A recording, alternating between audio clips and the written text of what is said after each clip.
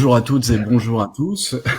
On se retrouve aujourd'hui pour poursuivre notre exploration de cet envers des écrans, envers et contre tous les obstacles de cette année, dans le cadre du festival NUMOC, Festival numérique des bibliothèques de Paris. Et nous accueillons aujourd'hui, ou plutôt nous assignons encore une fois devant son écran pour quelques heures supplémentaires, Olivier Hertscheid, enseignant-chercheur en sciences de l'information et de la communication à l'Université de Nantes, qui assure des semaines très chargées de cours à distance en visio, ou plutôt en invisio, comme vous les appelez joliment, ces séances de cours devant des auditeurs ou auditrices invisibles par l'asymétrie des caméras branchées. On s'en veut un peu donc de vous obliger à cet exercice supplémentaire, surtout qu'il y a aujourd'hui, je crois, des échéances qui se jouent aussi dans la rue, sous un soleil radieux, en tout cas à Paris, mais vous êtes chez vous et nous sommes très très heureux de vous recevoir chez nous. Olivier Hertscheid, donc merci beaucoup d'avoir accepté notre invitation, reprogrammée, pour évoquer ensemble les thèmes qui sont ceux d'un livre très récent, il vient de sortir. Certes, un livre très récent, Le Monde selon Zuckerberg, Portraits et préjudices, aux éditions C&F, mais au fond, c'est un travail que vous ne cessez jamais vraiment, car de billets de blog en tweet ou de posts Facebook en podcast, votre regard aiguisé sur les évolutions du web vous occupe sans cesse, et surtout, vous vous occupez de les faire circuler comme des objets de connaissance qui acquièrent par tous les moyens possibles ce pouvoir quasi magique de transformer en éléments pensables des objets informes mais omniprésents qui nous modèlent plus ou moins silencieusement. Ainsi, l'intitulé de votre blog très suivi, Affordance Info, met en avant ce terme d'affordance qu'on pourrait résumer en une phrase simple, cette capacité qu'ont les objets, les technologies donc aussi, de suggérer ou d'imposer leur utilisation. Ainsi, vous prenez cet exemple, une poignée de porte qui serait plate ou ronde impose de la tourner ou d'appuyer dessus. À travers cet exemple, qui est développé dans un des chapitres assez fulgurants de votre livre, vous mettez clairement en mots ce que le monde de la technologie, et tout particulièrement de la technologie numérique, s'efforce de couvrir sous de nombreuses couches, des couches de chiffres, de 0 et de 1 par milliard de milliards, mais aussi du chiffrement qui rendent de plus en plus opaques les effets des architectures qu'ils construisent. Nous en parlons donc en direct avec vous sur le site Facebook des Bibliothèques de Paris. Un live ouvert au chat permettra aussi de dialoguer sur le regard absolument pas neutre, mais très discret du grand panoptique que vous nous invitez à regarder en retour. C'est un des paradoxes de cette situation. Le replay de cet entretien sera dès demain sur le site Facebook des Bibliothèques de Paris. Il sera en quelque sorte le résultat de cette discussion en miroir infini. Vous pouvez réagir en direct sur le chat lui-même. Olivier et moi verrons ces questions et on tâchera d'y répondre au cours de la discussion. Un live tweet en même temps se déroule, est tenu par notre collègue Hélène Uspli qui prend probablement le principal risque, celui d'une TMS très poussée depuis qu'elle s'est lancée dans cette activité. Donc vous pouvez également le suivre sur ce canal aussi. Et puis la chaîne YouTube des Bibliothèques de Paris remettra en ligne cet entretien avec tous les autres d'ailleurs à partir de la semaine prochaine. Donc Olivier, c'est à vous que je passe la parole d'abord pour une vingtaine ou une trentaine de minutes. C'est un des avantages de cet exercice, on n'est plus tout à fait tenu au même format. Et puis ensuite nous passerons à des questions, celles que nous nous sommes posées nous-mêmes pour le festival, mais également celles qui viendront par les internautes qui nous suivent. Merci à vous encore une fois et la parole à Olivier Hertscheid. Bien, merci beaucoup d'abord pour cette invitation et merci aussi pour cette présentation. Alors l'idée c'était effectivement je vais essayer de ne pas être trop long dans mon propos liminaire. L'idée c'était de laisser la place à des échanges et à des questions autour donc effectivement de l'ouvrage qui vient de sortir, Le Monde selon Zuckerberg. Alors, je suis en train de chercher, si j'ai la diapositive. Pardon pour le petit retour. Hein. Alors, est-ce qu'il faut que je bascule en plein écran? Peut-être. Le diaporama, on va faire comme ça.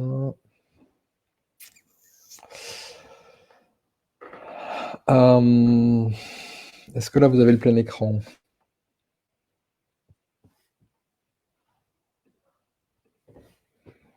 Alors, je vous entends pas, mais c'est pas grave. Il faut que vous le mettiez maintenant en plein écran. D'accord, là, il y est normalement. Ouais. À l'allié. Alors, je reprends. Hop. Non, j'ai la version non lancée. Alors, version non lancée, ici. Comme Alors, si... pardon. Je vais juste, hop, j'arrête le partage, je recommence. Bon, sinon, on va le laisser comme ça, ce sera... Vous l'avez là ou pas? Ouais, mais comme tout à l'heure, en fait. Bon, ok, bon, on va le laisser J'enlève comme ça, mon- c'est pas très grave. Alors, l'essentiel, c'est qu'il y ait ce petit support visuel. Donc, l'idée, c'était de revenir très rapidement sur la petite histoire de ce livre, qui est un livre court et qui est le résultat alors d'abord d'un dialogue effectivement avec un éditeur, Hervé Le Cronier, grand maître à bord avec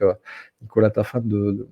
la maison CF Édition. Et ce livre, il est paru dans une collection qui s'appelle la collection Intervention. Et l'idée effectivement derrière, c'était d'essayer de retranscrire un sentiment qui est un sentiment ancien, mais qui devient chaque jour un petit peu plus affûté, qui est le sentiment d'une urgence, une urgence sociétale et démocratique autour du rôle, de la place et des modalités dans les différents espaces de nos vies sociales qu'occupent ces grandes plateformes qui sont, à mon sens en tout cas, aussi de grands espaces et de grands projets politiques. Et donc d'essayer d'interroger tout ça parce que l'espace médiatique, et c'est bien normal, est saturé tous les jours d'un certain nombre de polémiques sur le modèle économique de ces plateformes, sur les discours de haine, sur le rôle et la place qu'elles occupent, encore une fois, dans le champ politique, et notamment, on l'a vu avec les élections récemment aux USA, mais chaque fois, depuis maintenant presque une dizaine d'années, chaque fois que se tient une élection quelque part sur la planète, on a à chaque fois, de manière accidentelle ou incidentelle, des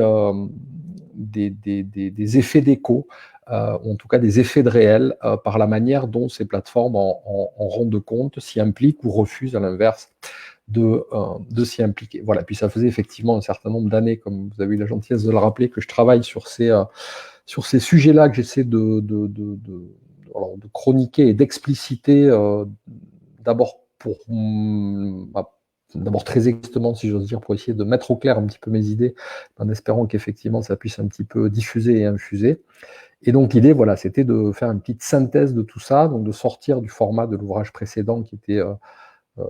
beaucoup plus long, beaucoup plus dense, peut-être beaucoup plus universitaire aussi, mais là il y avait cette idée d'aller chercher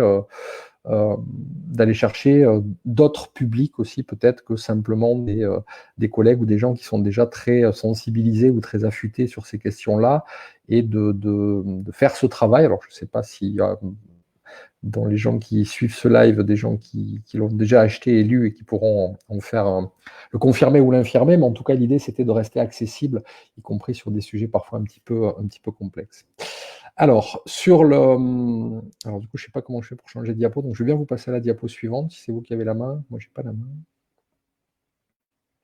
Ah si, je vais faire comme ça. Voilà, hop, ça y est. Donc, l'idée, en fait, s'il fallait résumer tout ça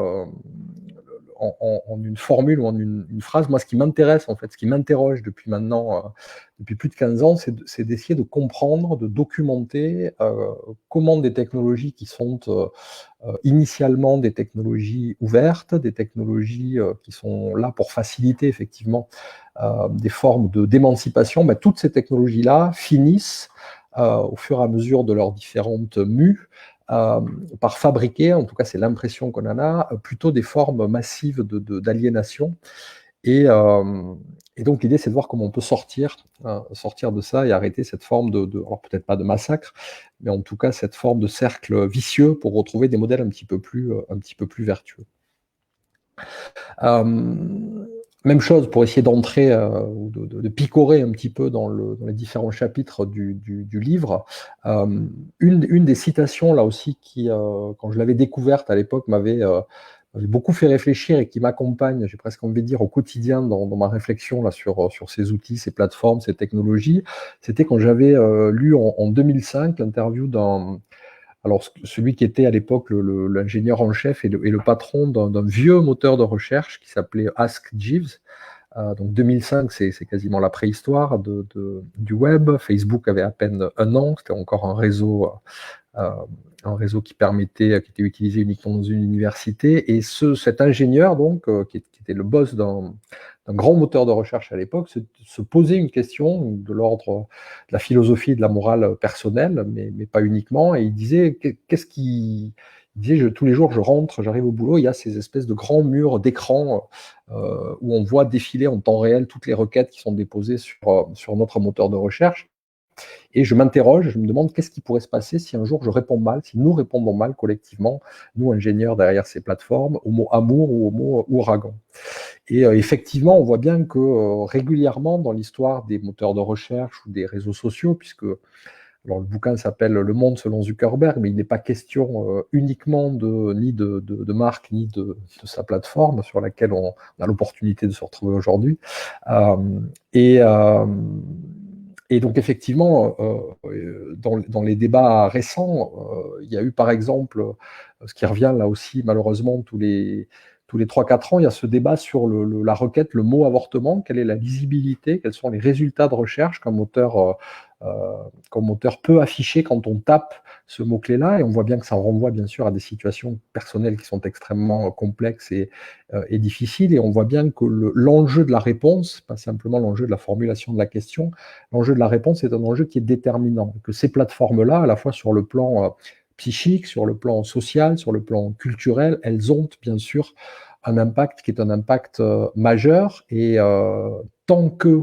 les ingénieurs derrière ces plateformes s'interrogent, réfléchissent eux-mêmes à l'impact que vont avoir les technologies qu'ils mettent en place, j'ai envie de dire que tout va à peu près bien, c'est-à-dire qu'on a des gens qui effectivement sont guidés, sont mus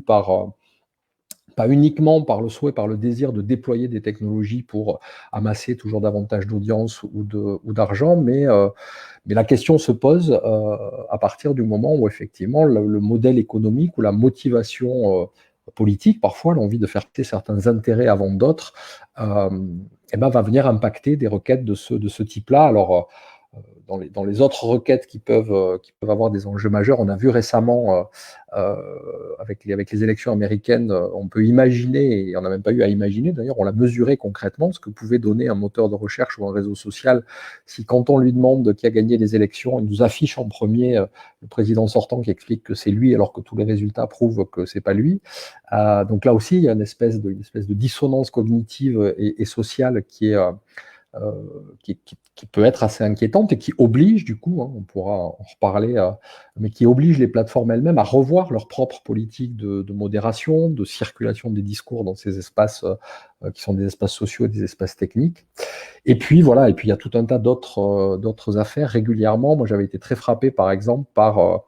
les résultats de recherche sur le mot-clé qui était le mot-clé lesbienne, qui renvoyait dans le moteur de recherche Google uniquement des résultats qui, en gros, renvoyaient vers des sites de type pornographique et qui, du coup, invisibilisaient totalement toutes les autres dimensions de cette identité sexuelle et qu'il a ramené uniquement à son expression pornographique détournée. Et donc, suite à l'intervention d'un certain nombre de collectifs et de militants, le moteur de recherche Google, puisqu'il s'agissait de lui à l'époque, avait effectivement minoré les résultats pornographiques pour essayer de mettre en avant, ce qui est tout à fait légitime, ceux qui faisaient part sur d'autres orientations sexuelles, c'est-à-dire des pages Wikipédia, des sites de collectifs militants, etc., etc., etc. Voilà. Et puis encore, juste pour vous donner un autre exemple, mais parce que moi vraiment, ce sont des sujets qui me semblent absolument essentiels. Il y avait eu cette polémique il y a là aussi 2 ans maintenant, où quand on tapait sur le moteur de recherche Google l'Holocauste a-t-il vraiment existé, la totalité des résultats affichés en première page étaient des résultats uniquement négationnistes ou révisionnistes. Et là aussi se pose immédiatement la question, non pas tellement de la responsabilité bien sûr du moteur de recherche, mais aussi de la perception, puisqu'on vous évoquiez tout à l'heure les affordances, c'est-à-dire de ce que va en sortir un utilisateur qui peut être quelqu'un qui effectivement est déjà au courant de l'histoire de la Seconde Guerre mondiale et de l'existence du révisionnisme, ou quelqu'un d'autre qui sera, je ne sais pas, un jeune collégien qui commencera à s'acculturer à ces questions-là et dont une des premières recherches, effectivement, sur ces sujets, sans l'aide de ses pairs, de ses professeurs ou de ses parents, va être de se confronter à cette réalité qui est une réalité travestie, fausse et du coup dangereuse. Voilà. Donc il y avait cette idée-là qui continue de traverser. Et c'est la même chose sur Facebook, hein, puisque effectivement, sur un certain nombre de requêtes, là aussi, Facebook invisibilise un certain nombre de résultats. Et puis, il y a aussi cette idée, ce sont les deux citations suivantes que je vous ai mis, toujours pour travailler un petit peu cette question de responsabilité des plateformes. Il y a ces deux prises de parole d'Eric Schmidt, qui a longtemps, alors, qui reste une des personnalités aujourd'hui très, très en vue dans le petit monde de la Silicon Valley, et puis qui a surtout pendant très très longtemps été le chef du moteur de recherche Google, et qui, à l'époque, du coup en 2012, disait que si nous nous y prenons bien, voilà, je pense que nous pouvons régler tous les problèmes du monde. Donc ça, cette réflexion, c'est ce qu'on appelle le solutionnisme technologique, pardon, et c'est cette idée, effectivement, qui est très prégnante dans tous ces environnements sociotechniques, chez tous ces ingénieurs qui développent Facebook, Instagram, Google, etc., qu'il y a une vraie capacité technique et exclusivement technique de solutionner des problèmes qui se posent dans le champ social. Or, la technique, elle n'est qu'un reflet du champ social, et penser que tous les problèmes sociaux peuvent être réglés par la technique, c'est évidemment un leurre, et c'est surtout, c'est ce dont on essaiera de discuter tout à l'heure, un leurre qui sert un projet politique, qui est un projet politique de nature libertarienne, c'est-à-dire qui vise en gros à se passer du rôle des États pour assumer toutes les fonctions régaliennes dans le cadre de ces plateformes techniques. Et puis, on voit que l'histoire, quelque part, non pas donne raison aux plateformes, mais plutôt que de venir atténuer, de venir modérer, de venir nuancer ce discours, elle enferme tous ces gens-là derrière ce qui est une forme d'idéologie et donc partiellement d'aveuglement, puisque très récemment, là c'est une interview en avril 2020, mais le même Eric Schmidt, qui n'est plus le directeur de Google, mais qui reste une personnalité très, très influente, expliquait dans une conférence que finalement, le premier enseignement qu'on pouvait tirer de la crise du coronavirus, c'était que quand même, les gens pourraient arrêter un petit peu de dire du mal des big tech et être un petit peu plus reconnaissants pour le rôle que ces grandes plateformes avaient pu jouer, et du coup, et surtout pour la manière dont, effectivement, les États n'avaient pas joué le rôle sanitaire, d'alerte, de mise en relation, de maintien du lien social que ces plateformes avaient joué. Alors, bien évidemment, si on devait réfléchir un petit peu ou discuter autour de cette intervention d'Eric Schmidt, la situation est radicalement différente en France et aux États-Unis, puisqu'il ne vous a pas échappé qu'effectivement, aux États-Unis, le rôle de l'État national, en tout cas,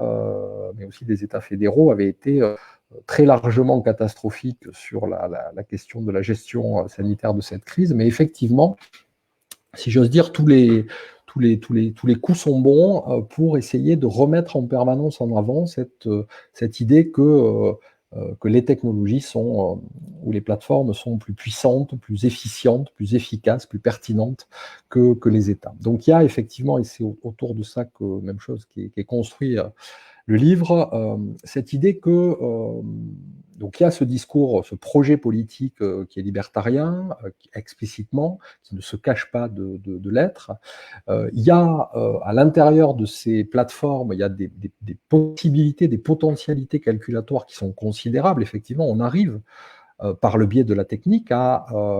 donner un cadre à l'action politique, à l'orienter. Ça s'est toujours fait d'ailleurs, et ça continue de se faire aujourd'hui. C'est grâce à ces plateformes, ou en tout cas à certaines données, qu'on arrive à observer, par exemple, si le confinement est plus ou moins respecté ou pas, c'est-à-dire si les données de mobilité, par exemple,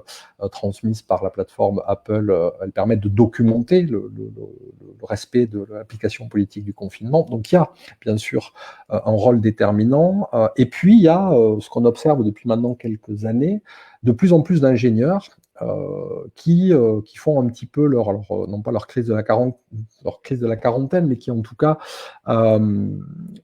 s'inquiètent, s'indignent, s'alarment du fait que les technologies qu'eux-mêmes ont développées pendant toutes ces années et qui leur ont permis d'avoir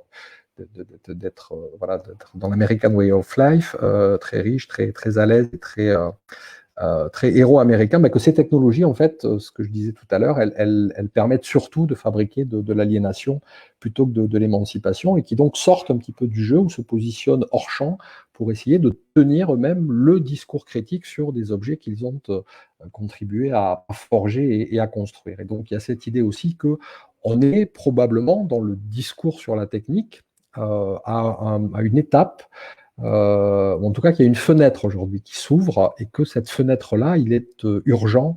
de s'y engouffrer pour justement faire passer un discours qui n'est pas que celui des repentis de la Silicon Valley, mais qui est aussi le discours d'intellectuels, de citoyens, de chercheurs qui, sur ces questions, sont en capacité de documenter sur un temps un petit peu plus long aussi la vraie nature de ces outils. Voilà, alors quand on devait initialement et je m'en faisais une joie, se retrouver à Paris, en vrai,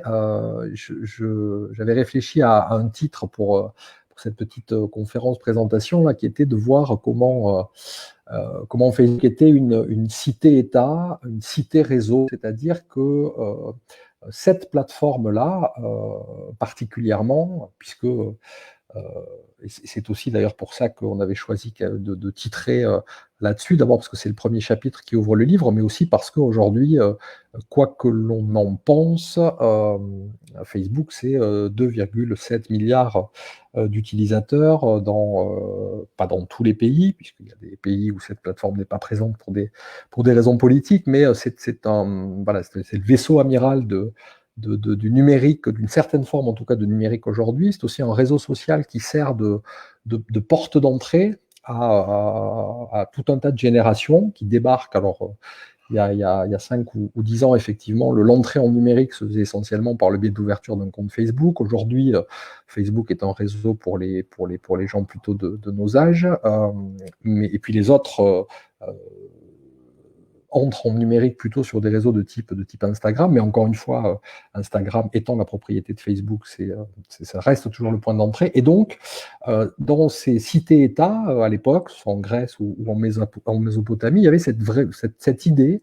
qui décrit assez bien ce qu'est la réalité, encore une fois, techno, sociale et politique de Facebook, c'est-à-dire que c'est un espèce de petit royaume indépendant qui exploite un territoire technologique, mais qui est aussi un territoire social, qui est dirigé par, alors non pas par un roi, mais en tout cas par une personnalité qui, au final, est la seule à décider de ce qui peut être autorisé ou interdit dans l'enceinte de sa plateforme et de son état. Et là aussi, on peut le documenter quasiment au quotidien, puisque chaque jour, Zuckerberg est amené à prendre un certain nombre de décisions qu'il prend seul et dans une forme d'urgence et de pression sociale. Quand il décide, je crois que c'était 15 jours avant le vote aux États-Unis, de supprimer plusieurs centaines de milliers de pages de la mouvance QAnon, alors que ces pages-là continuaient d'exister tout à fait sereinement sur Facebook. C'est une décision qu'il prend seul pour répondre effectivement à une urgence sociale. Ou en tout cas une pression médiatique aussi quelque part à cette volonté de sauver un petit peu ou de lisser une image qui est, et c'est normal, extrêmement bousculée dans les médias et parfois aussi auprès de certains nombres d'utilisateurs. Donc il y a cette personnalité qui est seule à décider finalement pour 2,7 milliards d'utilisateurs alors que personne n'a élu Mark Zuckerberg. Alors bien sûr, personne n'est obligé d'être sur Facebook, mais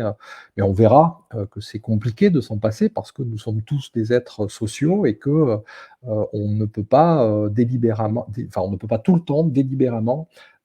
faire le choix de rester à l'écart de ce qui est un outil qui permet, encore une fois, de développer nos propres sociabilités. Et puis effectivement, c'est là aussi un sujet qui est présent dans l'ouvrage à de nombreuses reprises. Ce qui est très frappant, c'est que dans ces cités-États, dans Facebook donc, il y a bien sûr l'obligation légale, si j'ose dire, de respecter autant que faire se peut la loi des pays où il est implanté, mais il y a surtout cette idée que ce sont les CGU, les conditions générales d'utilisation, c'est-à-dire les règlements intérieurs qui priment sur la dimension législative, et que et que, alors pour prendre là aussi un exemple très classique et très documenté, nulle part il est écrit que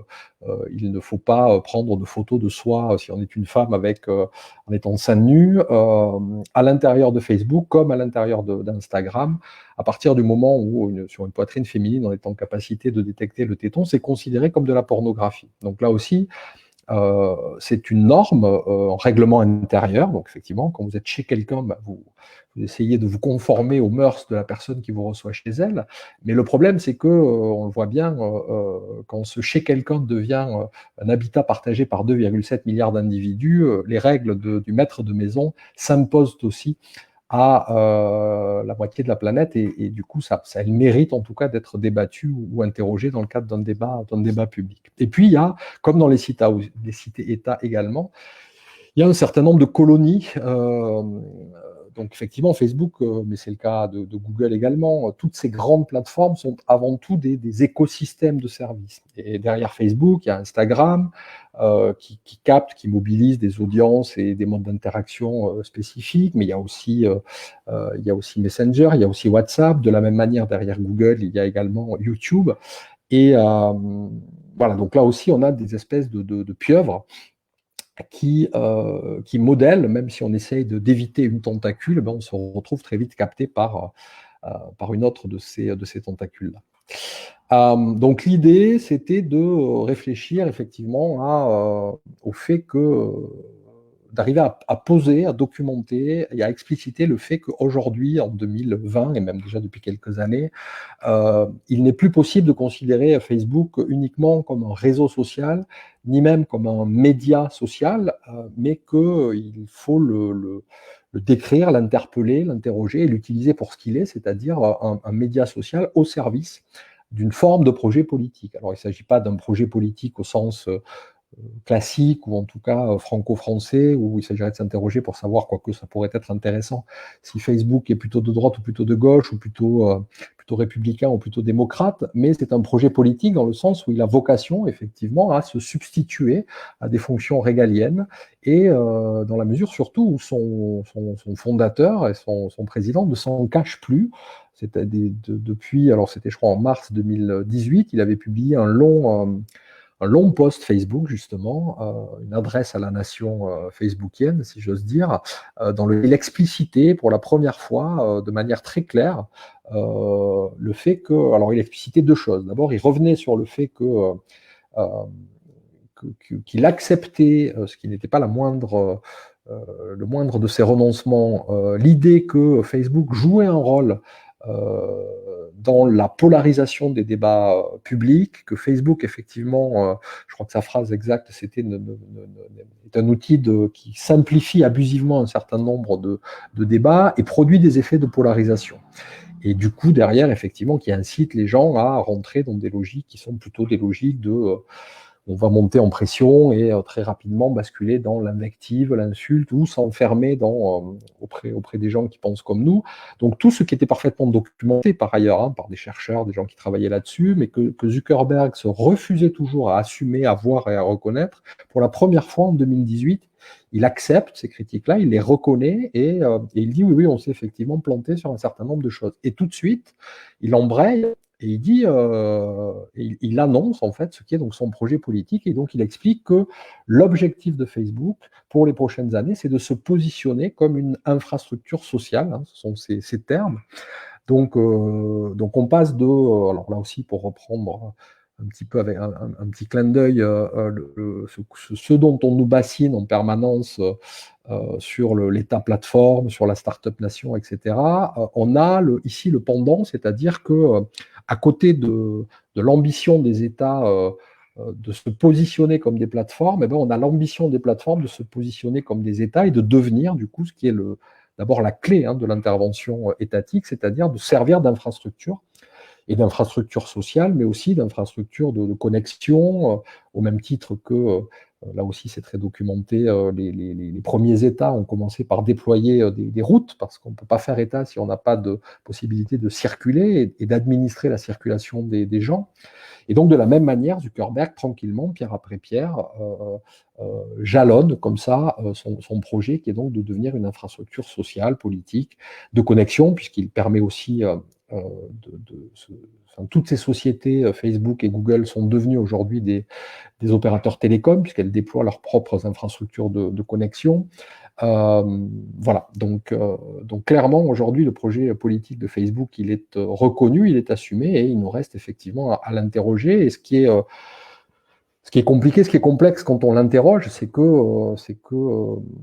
c'est un réseau ou un média qui est multiforme, et qu'effectivement, il n'y a pas, là aussi pour revenir à cette idée d'affordance, il n'y a pas d'usage systématiquement dominant de nos usages quotidiens ou de nos présences quotidiennes sur le réseau. On va l'utiliser effectivement de manière parfois récréative, parfois informationnelle, parfois sociale, parfois ludique, parfois cathartique. On s'en sert pour s'informer, pour discuter, pour échanger, pour partager. Et du coup, le problème qui pour moi est là aussi un des problèmes essentiels, c'est ce que j'appelle les architectures techniques toxiques, c'est-à-dire que le fait même, cette fameuse infrastructure justement, la manière dont elle est construite architecturalement, cette espèce de cité, de grande tour, où les proximités se transforment automatiquement en forme de promiscuité, et bien tout ça génère effectivement le fait qu'il n'est pas possible de discuter ou d'échanger avec des amis sans en même temps documenter le modèle économique et la manière dont cette plateforme capte nos données. Il n'est pas possible d'avoir une activité qui consisterait à s'informer avec ce qui nous est proposé dans notre fil d'actualité, sans en même temps contribuer à la dynamique de viralité et de partage, puisqu'on est en permanence incité sur chaque élément d'information à les partager, à les faire circuler, etc. Et du coup, c'est ce qui a été malheureusement démontré avec cette espèce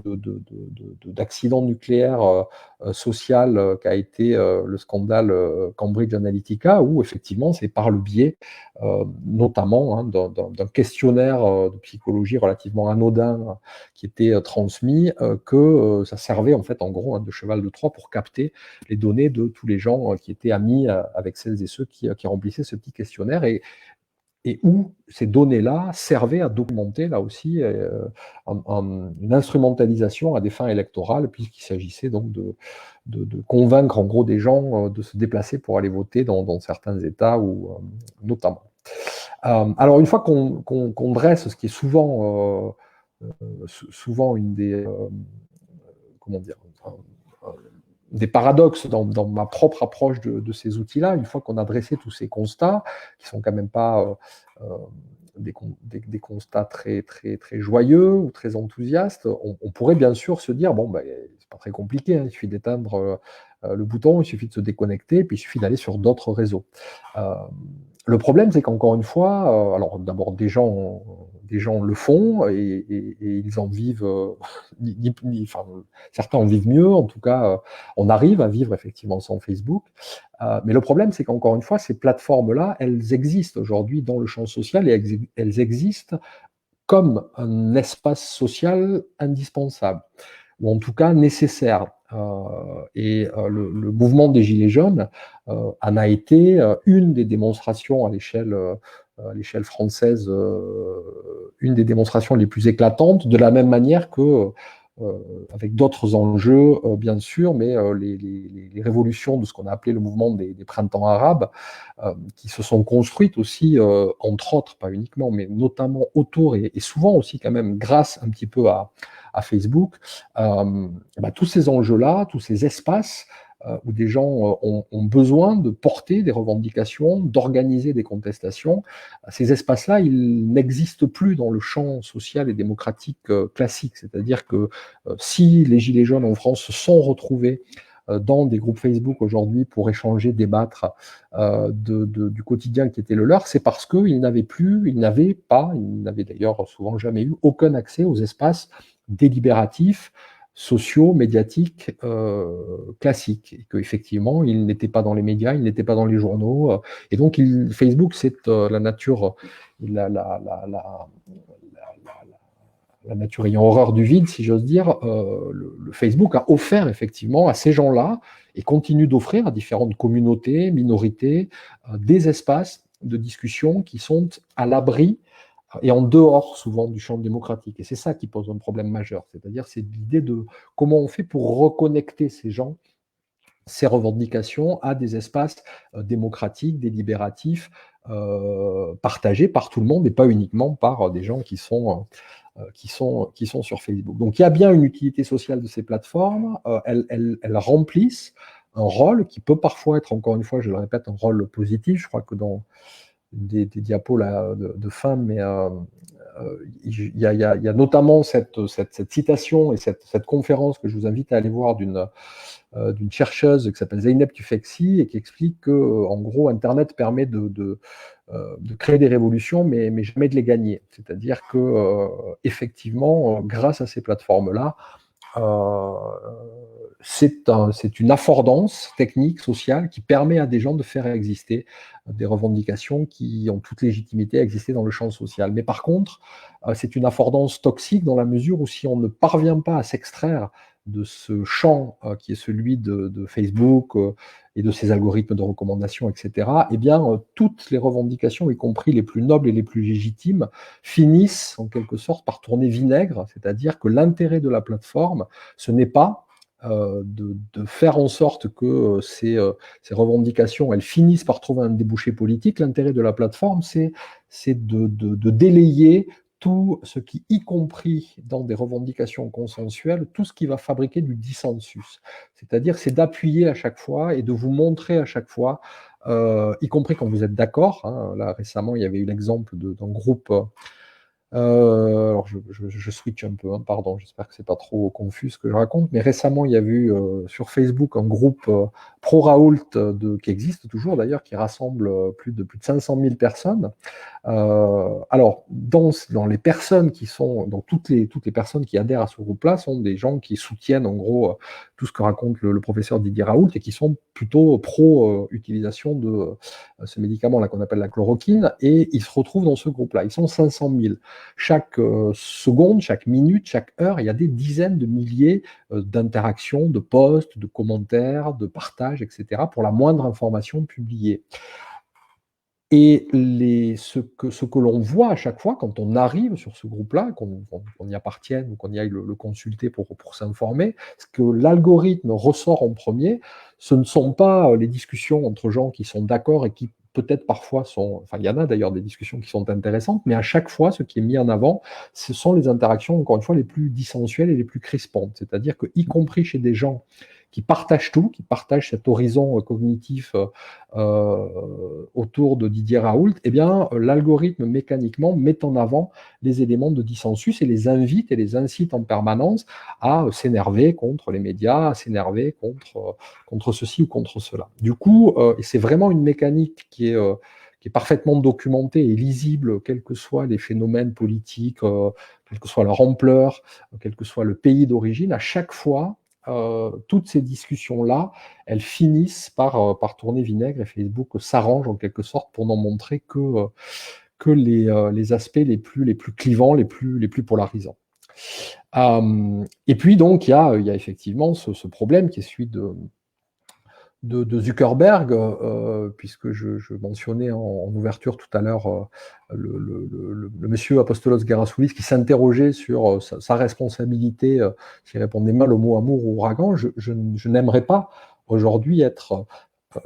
dans la tête de Mark Zuckerberg, puisqu'effectivement, et factuellement, c'est quand même quelqu'un qui, en se levant tous les matins, doit traiter de problèmes qui concernent le complotisme, la réélection de tel ou tel président, des problèmes de démantèlement de réseaux pédophiles, des problèmes d'incitation à la haine, des problèmes qui sont des problèmes géopolitiques majeurs, la responsabilité de Facebook, par exemple, dans le génocide des populations Rohingyas avait été documenté précisément sur la manière dont les discours qui incitaient à exterminer les Rohingyas étaient mis en avant là aussi structurellement par Facebook. Bon, plus les fake news, plus tout le reste. Donc on voit bien effectivement que c'est pas un métier facile en même temps. Hein. En même temps, il l'a choisi. Et en même temps, il y a, si j'ose dire, il y a des solutions. C'est-à-dire que très souvent, on a cette fausse représentation, ou en tout cas c'est précisément le discours de Zuckerberg et des autres, de dire écoutez, vous êtes gentils, mais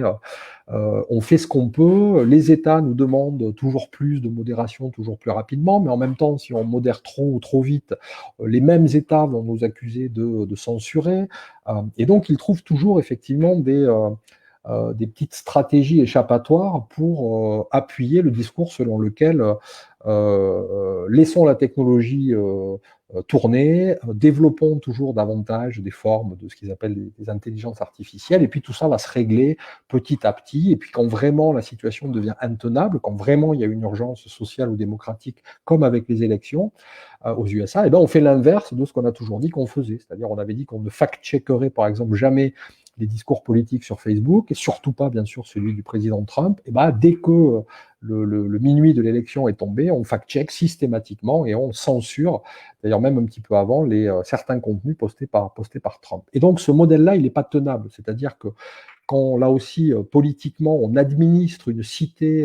de 2,7 milliards d'utilisateurs, on ne peut pas raisonner par à-coup. On ne peut pas on ne peut pas légiférer par à-coup, même si en disant ça, j'ai une petite pensée pour tous les gens qui sont dans la rue en ce moment contre un certain nombre de réformes juridiques et législatives qui relèvent justement de cette même dynamique de l'à-coup. Bref, c'est pas possible. Il faut qu'on ait une ligne qui soit à la fois éditorialement, techniquement claire,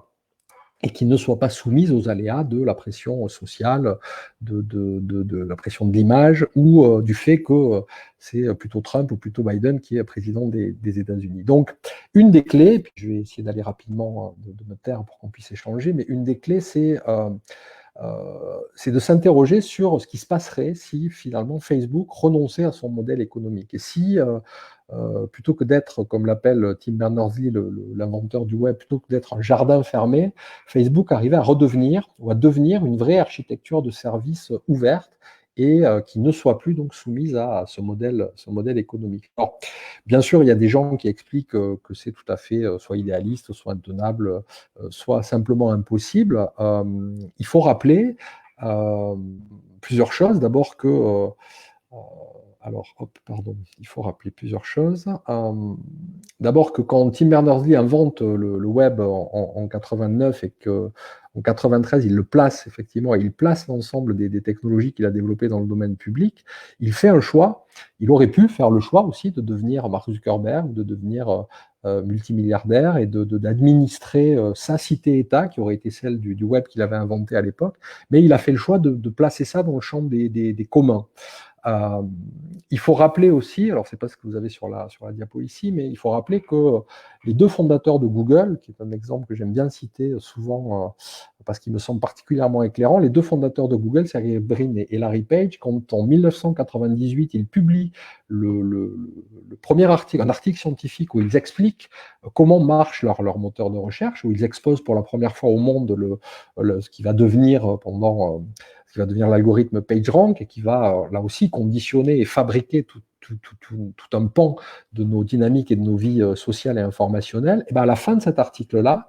il y a une petite annexe, enfin une longue annexe qui fait une page et demie, et où ils expliquent que s'ils ont eu envie de développer le moteur de recherche Google et l'algorithme PageRank, c'est parce que tous les moteurs qui étaient à disposition à l'époque étaient tous des moteurs qui étaient liés à un modèle économique publicitaire. Et dans cet article-là, ils expliquent, et ils disent, noir sur blanc, vous pouvez le retrouver facilement, qu'il ne peut pas y avoir de moteur de recherche efficace et pertinent si derrière il y a des enjeux qui sont publicitaires. Et ils disent, il est obligé, ils prennent plusieurs exemples, ils prennent l'exemple de la téléphonie mobile, par exemple, et à l'époque, ils disent, imaginez, vous êtes en moteur de recherche, et parmi vos annonceurs, vous avez un fabricant de tel ou tel téléphone. Quand quelqu'un tape acheter un téléphone portable, comment vous pouvez garantir que vous n'allez pas avoir la tentation d'afficher la marque du téléphone portable qui est celui de votre annonceur? Et donc, noir sur blanc, dans cet article, ils disent, et ils écrivent,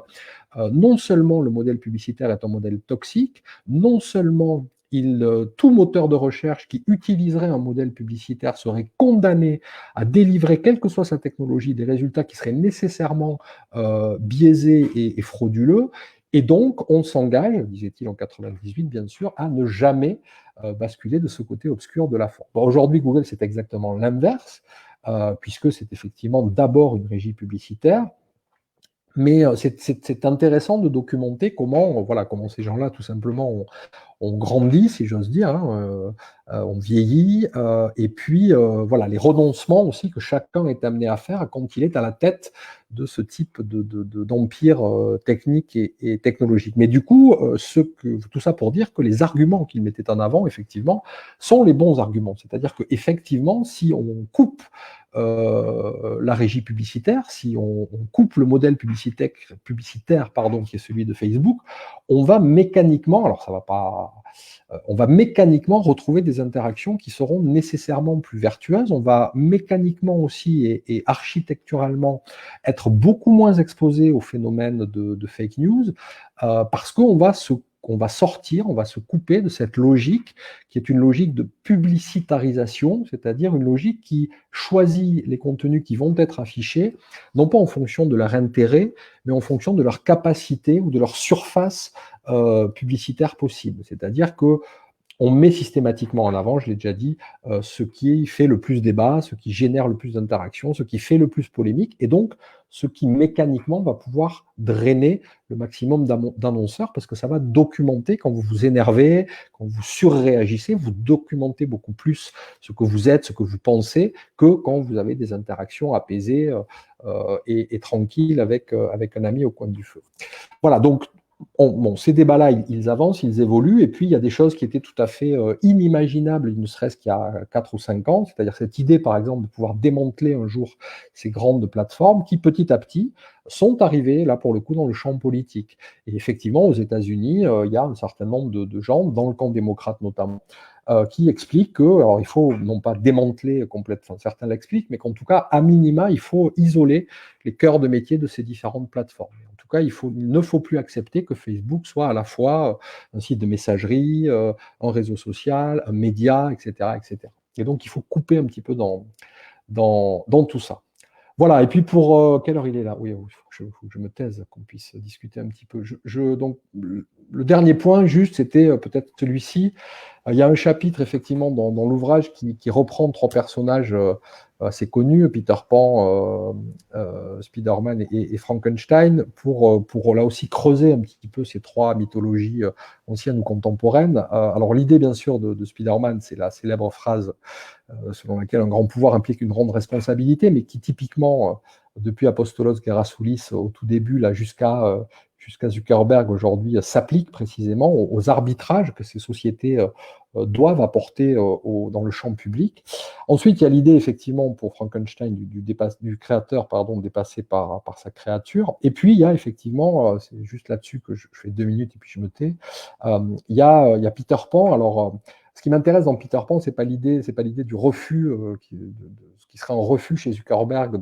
ou d'autres de rentrer dans l'âge adulte, mais c'est par contre effectivement une certaine forme de rapport à la loi, c'est-à-dire que, et le rapport à la loi étant d'abord et avant tout un rapport à l'adulte. Effectivement, tous les arbitrages dans toute l'histoire de Facebook, mais aussi dans toute l'histoire d'autres réseaux sociaux, hein, on peut aussi parler bien sûr de YouTube, de Twitter ou d'autres, chaque fois qu'il y a eu des arbitrages importants à faire sur des questions politiques, religieuses, etc., ce qui a dominé, ce qui a prédominé, c'était pas tellement l'idée d'aller voir ce qui se faisait, ce qui était possible dans le cadre des lois de tel ou tel pays, mais c'était plutôt de rester cette étape en dessous de la loi, qui est celle de l'adulte, qui est celle de l'enfant, c'est-à-dire essayer de régler ce problème-là comme on réglait les problèmes dans une cour de récréation. C'est-à-dire on se retrouve entre nous et puis bon, on va se dire, voilà, effectivement, il faut arrêter de taper sur machin ou machin, et donc temporairement, on va modifier le règlement de la cour de récré. Et puis on va en rester là. C'est-à-dire qu'à aucun moment on ne va essayer d'aller jusqu'au bout et de se dire la modification de ce règlement intérieur de ce qui est une cour de récréation géante de 2,7 milliards de personnes, il faut que ça ait à un moment donné une traduction juridique et politique. Parce que sinon, effectivement, il va se passer ce qui se passe dans toutes les cours de récréation, c'est-à-dire qu'au gré des logiques de celui qui sera le plus en vue à tel moment, et des logiques de pouvoir interne, tout va changer et on va être amené à faire l'inverse de ce qu'on avait dit que l'on essaierait de faire. Donc voilà, ces trois figures, elles me semblaient intéressantes, Peter Pan, Frankenstein et Spider-Man, pour éclairer un petit peu, en tout cas, ce qui pouvait être les grands enjeux de ces plateformes. Et puis voilà, je m'arrête là donc, et j'avais mis sur cette dernière diapositive une citation que je vous ai déjà donnée, mais qui était celle effectivement. Alors non, une autre citation de la même chercheuse, Zeynep Tufekci, qui a une manière aussi dont CF Édition a d'ailleurs traduit un ouvrage, Twitter et les gaz lacrymogènes, que je vous incite vivement à lire, qui est remarquable. Et Zeynep Tufekci donc explique que finalement tout ça, et c'est ça quelque part le plus interpellant, n'est même pas un projet politique déterminé pour être un projet politique oppressant ou conçu comme tel par Facebook, qui se lèverait le matin, enfin Zuckerberg et les autres, en se disant on va faire entrer le monde dans l'âge sombre d'une dystopie, mais tout ça est mis en place simplement parce que on essaie en permanence d'inciter les gens à cliquer sur toujours davantage de publicité, et que pour ce faire, on finit par déployer des outils, des interfaces, des logiques algorithmiques qui fabriquent des formes de dystopie. Voilà, je ne sais pas combien, je crois que ça fait déjà trop longtemps que je parle, donc je m'arrête là. Non, ça ne fait jamais assez longtemps. N'oublions pas que nous sommes dans des bibliothèques. Enfin, nous sommes censés être dans une bibliothèque, la bibliothèque Melville, dans le 13e arrondissement. Et en fait, on ne vous entend jamais assez, à vrai dire. On ne s'en lasse pas, en tout cas. En tout cas, moi, je ne m'en lasse pas. Et alors, avant de revenir sur des questions qui ont été posées en direct là sur le chat, il y en a une que vous n'avez pas évoquée. Enfin, on avait relevé une série de citations un peu complexes pour le lecteur ou la lectrice non avertie. Et il y en a une qui m'avait retenu et qui nous avait retenu dans la bibliothèque où on devait vous recevoir, qui est celle-ci. Alors, elle se trouve à la page 55. Et vous dites ainsi, alors je ne sais pas si une citation comme ça, par écran interposé, c'est très très clair, je vais essayer de le dire lentement. Cette digue de la dernière ressource non marchande commune à l'humanité a cédé, et c'est désormais notre langage qui sert de fondement à l'une des plus grosses capitalisations boursières de la planète. Quand les mots ont un prix avant d'avoir un sens, ils deviennent concurrents. Une concurrence qui ne sera jamais libre ou non faussée. Et ensuite, vous développez sur ce que ça signifie lorsqu'on met les mots aux enchères. Alors, du coup, je voudrais comme un prolongement à ce que vous venez de dire, un aspect que vous avez assez peu abordé. Est-ce que vous pourriez revenir, expliciter un peu ce que vous entendez par cette mise aux enchères des mots comme ultime rempart? Oui, tout à fait. Alors, cette citation, elle fait référence aux travaux notamment qui ont été menés par un chercheur qui s'appelle Frédéric Kaplan et qui a développé toute une théorie autour de ce qu'il appelle le capitalisme linguistique. Et donc Frédéric Kaplan explique très bien que ce qui a fait le succès de Google, c'est sa capacité effectivement à traiter ce matériau qui est la langue comme une ressource spéculative. Le moteur de recherche Google, il arrive et il fait ce que font les compagnies pétrolières avec le pétrole, c'est-à-dire qu'il fait des forages dans un machin qui s'appelle le web, il extrait cette ressource naturelle qui est la langue, que sont les pages web, et à partir de là, il va inventer, alors c'est pas lui qui invente, Google, le modèle des mots à acheter, mais en tout cas c'est lui qui va acheter aux enchères pour afficher de la publicité, c'est lui qui va le développer, c'est lui qui va en quelque sorte le standardiser, et effectivement donc à partir de là, il organise il devient un acteur de marché et sa mission, c'est d'organiser la spéculation pour faire en sorte que certains mots-clés, en fonction du temps de l'actualité, vaillent plus ou moins cher et que donc les gens lui donnent de l'argent pour positionner leurs résultats sur tel ou tel mot-clé. Et ça, à l'échelle du monde des bibliothèques ou à l'échelle de notre rapport à la technologie, c'est à mon sens une rupture qui a été fondamentale, puisque c'était la première fois effectivement que début du XXe siècle, il y avait une seule ressource qui était en dehors du champ marchand, c'était la dernière, et c'était effectivement le vocabulaire et la langue. Les seules personnes qui faisaient un petit peu d'argent sur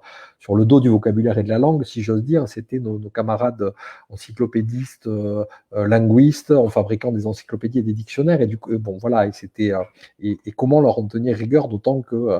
chacun sait qu'ils ne gagnaient pas énormément d'argent avec tout ça. Mais du jour au lendemain, cette dernière ressource non marchande, elle entre avec fracas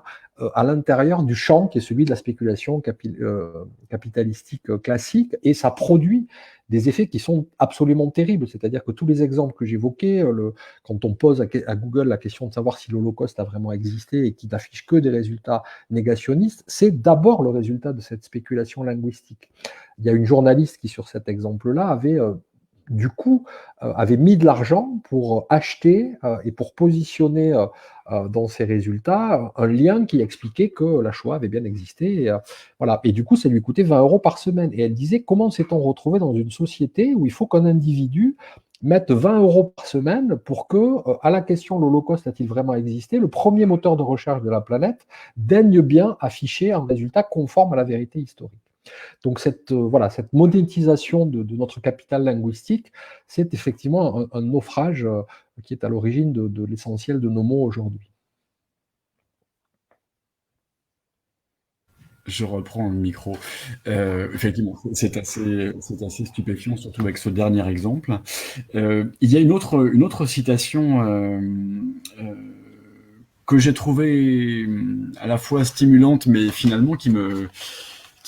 paraît nécessaire de peut-être de vous demander en direct. C'est un des privilèges que l'on a dans cette affaire, c'est que on peut interroger l'auteur ou l'autrice en direct. Ça, c'est quand même, je mesure la chance que ce festival nous offre. Vous dites un peu plus loin, la connaissance demeurait fondamentalement cumulative, mais cette accumulation n'avait de valeur au sein des jardins fermés des plateformes que tant qu'elle permettait de nourrir des intersubjectivités optatives, c'est-à-dire des opinions dans lesquelles chacun demeurait libre de souhaiter convoquer telle ou telle connaissance en faisant abstraction à ce moment-là de sa dimension cumulative. Voilà, il y avait pas mal de développement autour, mais je me suis dit, bon, cette affaire-là n'est pas si simple et que c'était peut-être l'occasion de vous le demander. Ça ne fera l'objet que d'une parenthèse, si vous voulez bien une petite explication de texte, monsieur le professeur. Oui, heureusement que j'ai commencé par dire tout à l'heure que j'avais essayé de décrire les choses de manière simple. Parce que là, vous n'avez pas choisi la citation. En fait, elles sont quand même très très claires. Là, c'est un peu un mauvais coup que de sortir une phrase aussi difficile, mais ce n'est pas que j'ai lu le livre. Oui, non, mais tout à fait. Mais l'idée, effectivement, c'est qu'il y a. Alors, je vais prendre un angle ou un petit biais pour vous répondre, mais jusqu'à maintenant, effectivement, dans l'histoire des idées, des connaissances et des sociétés, la capacité de faire société était notamment déterminée par cette capacité, effectivement, à accumuler les connaissances, à sélectionner un certain nombre de choses en fonction d'une valeur de vérité qui était datée. Hein. Et à un moment donné, la Terre était plate, et puis un jour, on s'est aperçu qu'elle était ronde. Et une fois qu'on a pu documenter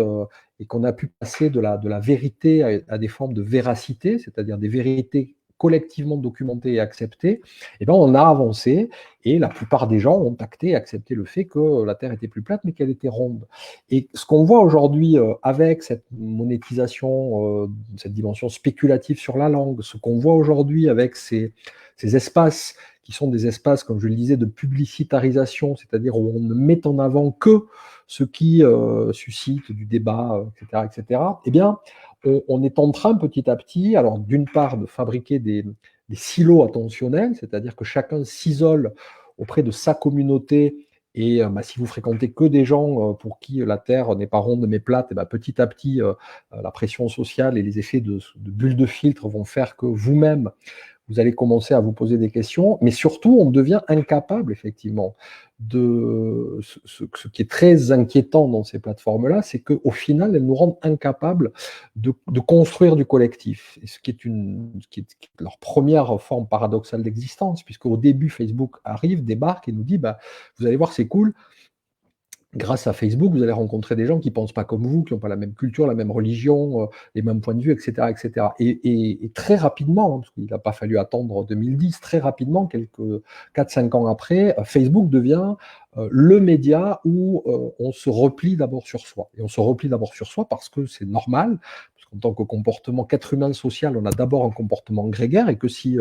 on nous catapulte du jour au lendemain auprès de gens qui n'ont pas les mêmes religions, les mêmes pratiques, les mêmes habits, les mêmes cultures que nous, on va avoir d'abord ce petit effet de recul, et on va essayer de se rapprocher de gens qui nous ressemblent. Et donc, cette capacité à fabriquer du collectif, des repères collectifs communs sur lesquels on peut ensuite organiser un projet politique, c'est ça que ces plateformes sont en train de saper progressivement. Et c'est pour ça que, pour revenir encore sur cet exemple de l'Holocauste et de Google, après tout, tant pis, enfin voilà, ça peut arriver. Il y a des gens, effectivement, qui expliquent, qui sont des négationnistes et des révisionnistes, qui expliquent que l'Holocauste n'a pas existé. Et quand on fait un cours d'histoire sur la Seconde Guerre mondiale, on parle de ces gens-là, on présente ce point de vue-là, mais on le présente et on le situe à sa juste place. Et ce qui est très compliqué aujourd'hui, dans le rapport qu'on a à ces plateformes, et à côté le rapport qu'on a à l'information, c'est de savoir justement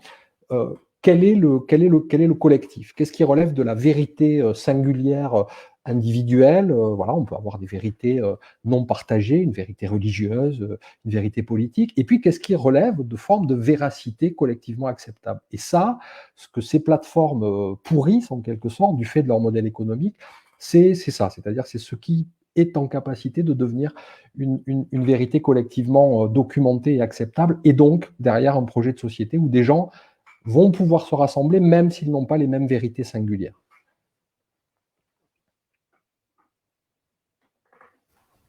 Merci beaucoup pour cette explication. Alors de la cité-État, cité-réseau jusqu'au jardin fermé, qui deviendrait aujourd'hui à peine plus qu'un loisir, vous laissez entendre que on ne peut guère attendre autre chose que la course à toujours plus de ce modèle publicitaire, etc. Pourtant, alors c'est une des questions qui est apparue sur le chat, l'idée de contrôle des plateformes et pourquoi pas de contrôle par les usagers eux-mêmes. Est-ce qu'il y a des... Alors, évidemment pas sur celle par laquelle nous nous rencontrons, mais est-ce qu'il y a des plateformes qui sont davantage... tournées ou qui ont en tout cas envisagé des formes de coopérative ou de coopérativisme dans leur modèle, un peu comme des formes d'organisation sociale et productive ont pu naître et perdurer jusqu'à aujourd'hui encore, bien qu'on soit dans un monde qui ne leur donne pas forcément la vie facile. Donc des formes beaucoup plus coopératives et de contrôle, du coup, par les pairs de son fonctionnement. Une des questions était typiquement posée de cette façon-là. Comment contrôler la plateforme? Y a-t-il d'autres modèles de plateforme que le géant de Facebook, etc., etc. Donc toutes ces questions, finalement, tournent autour de la même idée. Alors c'est ce que parfois on appelle un alternumérisme, en tout cas une modalité plus coopérative et plus respectueuse des droits des individus et d'un rapport plus adulte peut-être à la loi.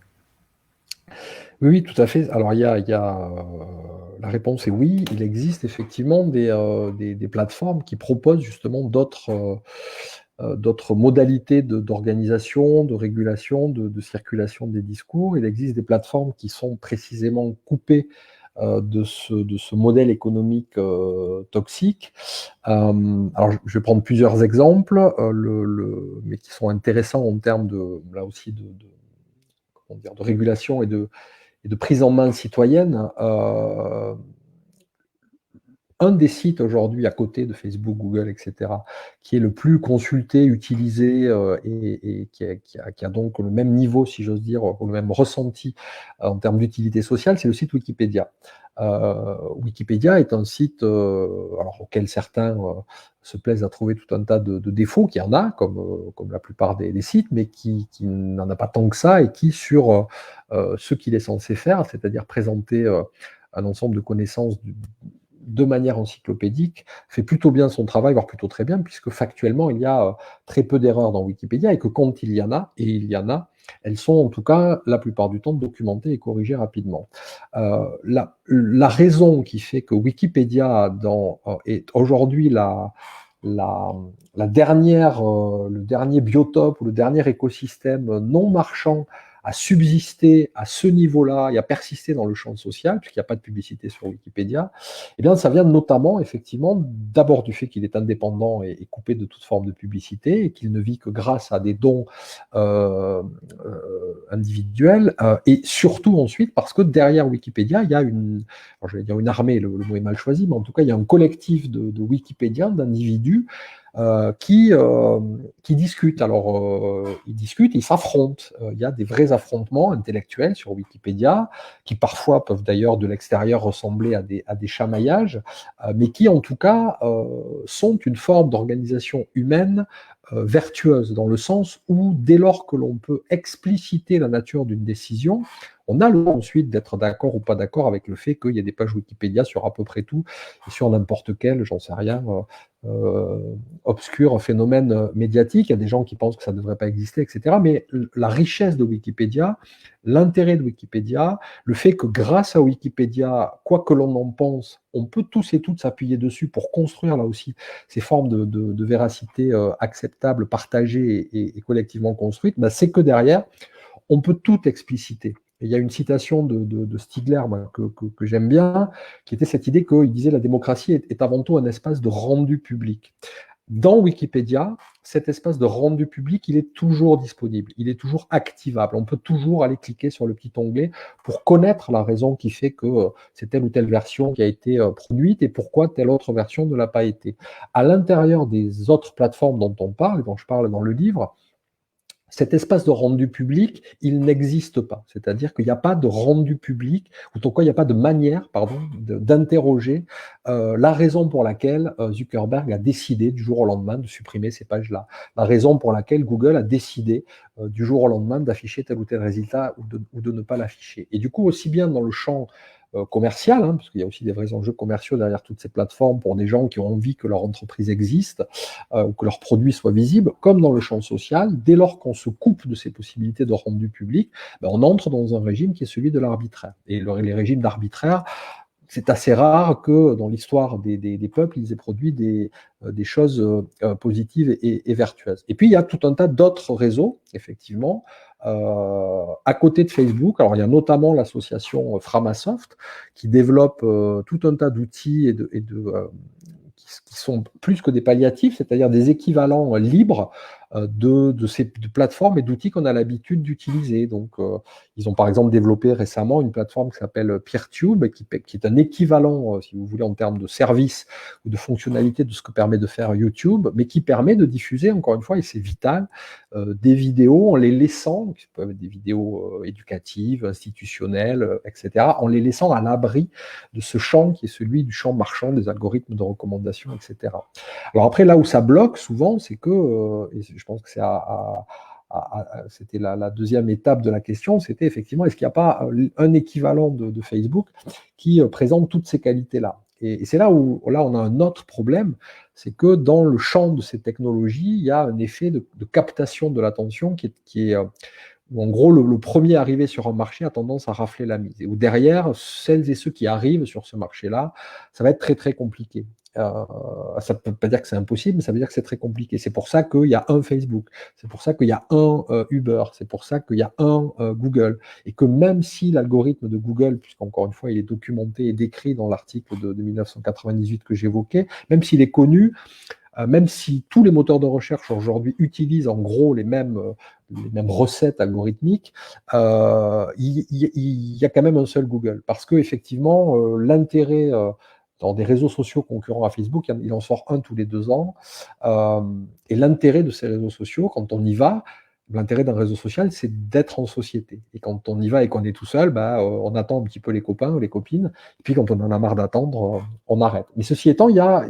encore une fois, par l'éducation, par la publicité qu'on peut faire à ces outils-là, il y a des choses qui marchent. Par exemple, il y a Mastodon, qui est l'équivalent un petit peu de Twitter dans le monde du libre, on va dire, qui fonctionne plutôt pas mal. Alors, il n'y a pas autant d'utilisateurs que sur Twitter, il n'y a pas autant d'interactions non plus, mais il y a la différence des alternatives à Facebook, il y a ce réseau social qui continue d'exister, qui continue d'être intéressant et où il y a du monde. Voilà, donc c'est possible. Et puis, ces initiatives, elles restent à construire. Il ne faut jamais oublier, là aussi, ce qui est un exemple que je donne systématiquement à mes étudiants ou à des gens quand j'interviens en conférence, on imagine toujours qu'on ne peut pas faire mieux. Moi, quand j'ai commencé à m'intéresser à ces questions-là, les réseaux sociaux n'existaient pas et personne n'imaginait, y compris des spécialistes dans le champ de l'informatique, des sociologues, etc., personne n'imaginait qu'un jour on puisse faire mieux qu'un moteur de recherche qui à l'époque s'appelait AltaVista. Et du jour au lendemain, Google arrive avec une nouvelle approche algorithmique et pas en 24 heures, mais en un mois, c'est plié. C'est-à-dire que tout l'écosystème numérique bascule et tous les gens, y compris moi, qui trouvaient que quand même AltaVista, comment pourrait-on faire mieux un jour, s'aperçoivent que bien sûr, que la solution, elle était là. Et en quelques mois, effectivement, Google va s'installer et dévorer la totalité des concurrents. Mais cette dévoration, si j'ai bien compris, mais je suis loin d'être un spécialiste de ces questions, s'est accompagnée très très vite, et notamment à partir, me semble-t-il, de Google, d'une absorption toujours plus grande, enfin ou plutôt de la nécessité d'intégrer des mashups supplémentaires, des services supplémentaires, bref, faire pousser de petits tentacules autour du tentacule principal, en quelque sorte, qui fait que si jamais demain un nouvel algorithme avec une nouvelle approche apparaissait vraiment, vraiment intéressante, au fond, elle serait un peu condamnée parce que non seulement le premier a raflé la mise, mais en plus, il s'est assuré que toute la périphérie de l'écosystème pouvait difficilement lui échapper par des enrichissements permanents.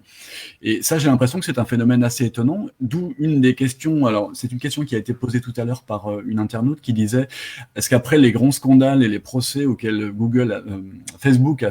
dû faire face, est-ce qu'il y a eu une perte d'utilisateurs et d'usagers suffisamment importante pour qu'elle soit remarquable, en tout cas,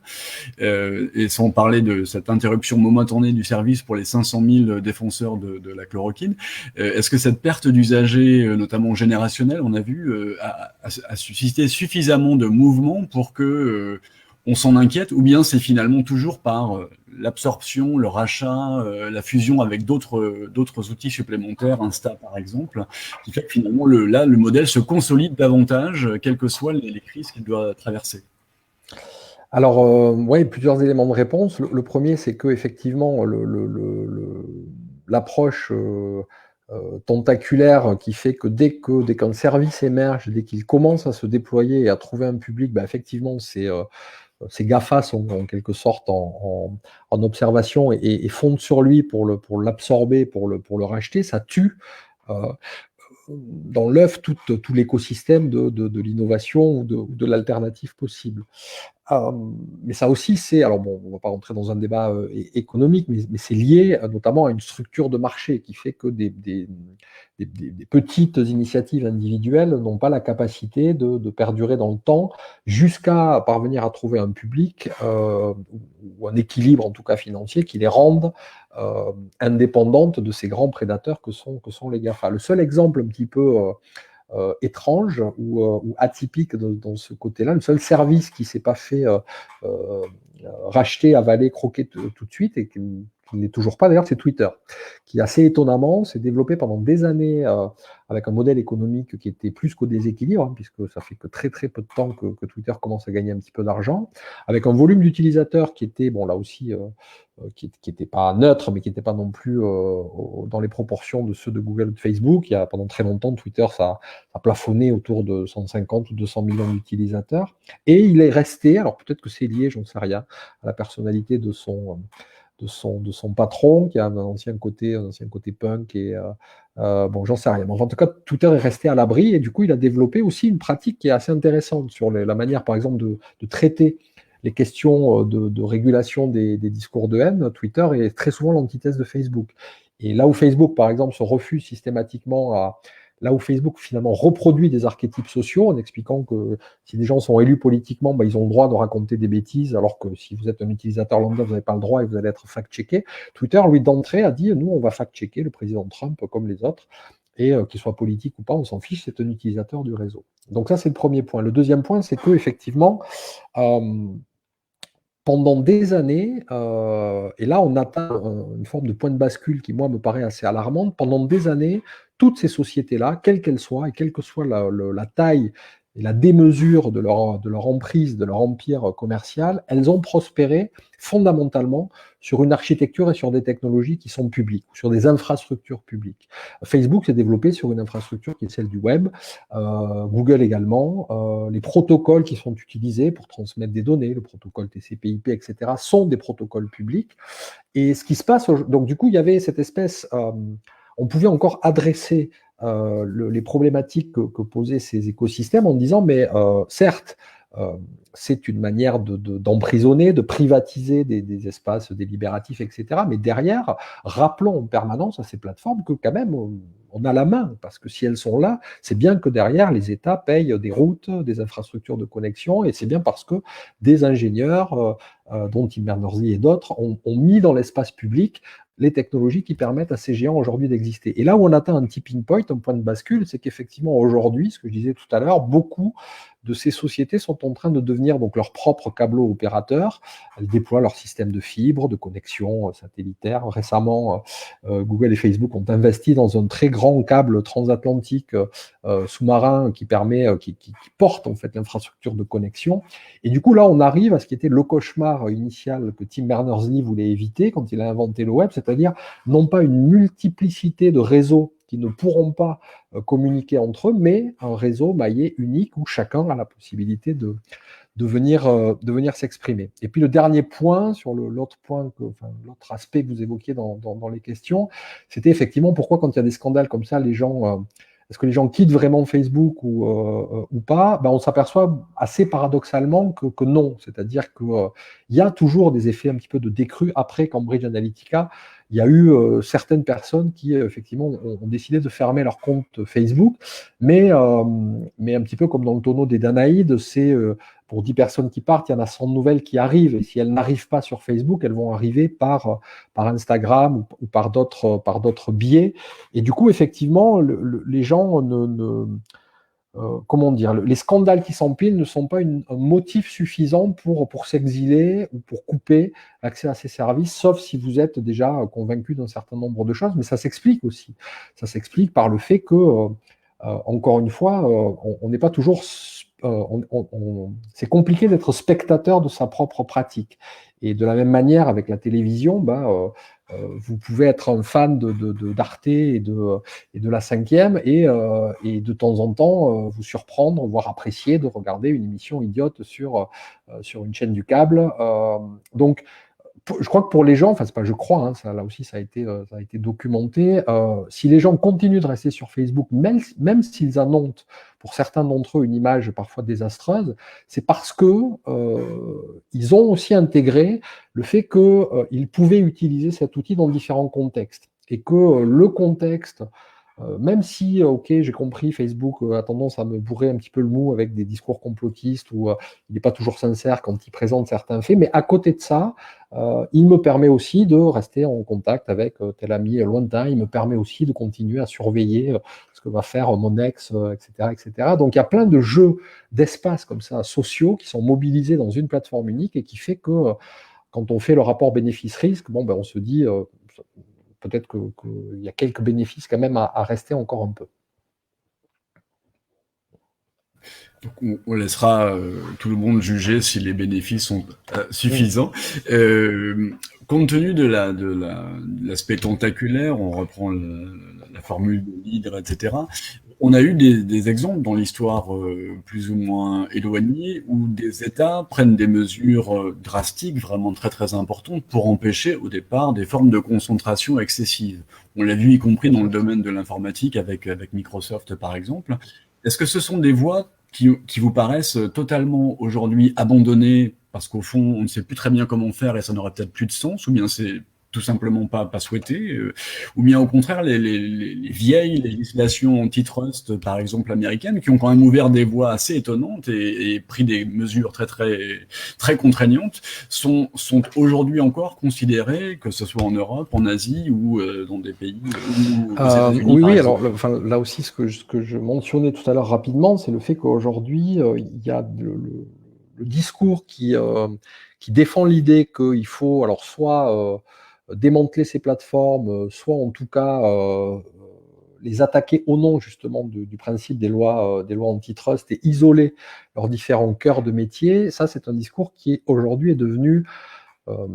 alors pas économiquement majeur, mais qui politiquement en tout cas commence à être à l'équilibre. Il y a aussi bien des gens, dans le camp d'ailleurs républicain comme démocrate, qui justement aux États-Unis, à la faveur des innombrables scandales dans lesquels viennent s'empêtrer ces acteurs-là, commencent à venir à l'idée qu'il serait peut-être bon effectivement de faire ce qu'on avait fait à l'époque avec ce qu'on avait essayé de faire, hein, parce que là aussi on pourrait rediscuter du cas Microsoft, mais en tout cas de ce qui avait permis de limiter ou de casser un petit peu certains effets de position dominante de Microsoft dans certains secteurs. Le problème, c'est que, alors il y a plusieurs problèmes. Le premier problème, c'est que la doctrine juridique des lois antitrust, il faut la faire évoluer. Quand on essaye de réguler les parts de marché d'un acteur qui travaille essentiellement dans l'installation de logiciels sur des ordinateurs, ce qui était le cas de Microsoft, on déploie une doctrine juridique appropriée pour éviter que, par exemple, les logiciels type Microsoft soient automatiquement et par défaut installés. Là, on voit bien qu'avec ces GAFA, l'éventail, si j'ose dire, de services, de métiers est beaucoup plus complexe que ce qui était le cas de Microsoft dans les années 80. Et du coup, il y a plein de gens qui travaillent en ce moment là-dessus et qui effectivement essayent de produire une nouvelle doctrine antitrust qui permettrait d'adresser les questions que posent spécifiquement ces plateformes. Et puis, alors, ces plateformes, elles sont tous sauf idiotes, hein, bien sûr, et les gens qui les dirigent aussi. Donc, eux-mêmes, ils anticipent considérablement là-dessus. Et par exemple, le changement de statut juridique de Google il y a maintenant, je sais plus, 3 ou 4 ans, je crois, quand Google est devenu la société qui s'appelle la société Alphabet, qui est la société mère, et derrière la société Alphabet, il y a un machin qui est le moteur de recherche Google, un autre machin qui est le moteur de vidéo YouTube, et puis un autre machin qui est la régie publicitaire AdWords. Et du coup, quand Google a structuré, enfin a modifié son statut social, c'était aussi pour anticiper justement sur cette idée de régulation qui était en train de monter, et ils voyaient bien qu'à un moment donné, ils voyaient bien, parce que déjà ils étaient empêtrés, ils le sont toujours dans différents procès au titre d'un abus de position dominante sur la publicité en ligne, mais ils voyaient bien que ces procès-là, ils allaient se multiplier et que leur attitude serait indéfendable. Donc ils ont anticipé le coup, ce qui est très malin de leur part, et ils ont dit, bon ben voilà, il y a une société, et puis il y a des entités différentes avec des cœurs de métiers différents. Et donc on n'est plus cet acteur tentaculaire qui s'appelle Google et qui fait tout à la fois. On a des sociétés distinctes. Et puis le troisième point, le troisième élément de réponse, c'est que là aussi, ce sont des sociétés qui, comment dire, c'est compliqué de tenir un discours critique étayé sur ces sociétés-là parce qu'on est dans des temps d'évolution technologique et juridique qui sont des temps très très courts. Facebook est né en 2004, Google en 98, donc ça fait 20 ans. 20 ans pour une technologie, c'est un temps d'existence qui est, voilà, c'est un clignement d'œil. Et du coup, effectivement, le temps que la législation s'adapte, le temps que la doctrine juridique se mette en conformité avec les usages que fabriquent ces sociétés-là, il y a toujours cette espèce d'effet retard, mais qui est un effet d'autant plus retard que ce sont des technologies qui accélèrent d'autant plus à la fois le temps et les usages sociaux. Et puis, ce sont aussi, il ne faut jamais l'oublier, des acteurs qui sont très retors économiquement. Un des meilleurs exemples, c'est de voir comment pendant des années, Google a été le principal financeur d'un navigateur qui s'appelle toujours Firefox, de la fondation Mozilla, donc un outil qui était développé avec la philosophie du logiciel libre. Pendant des années, effectivement, Firefox, grâce, entre autres,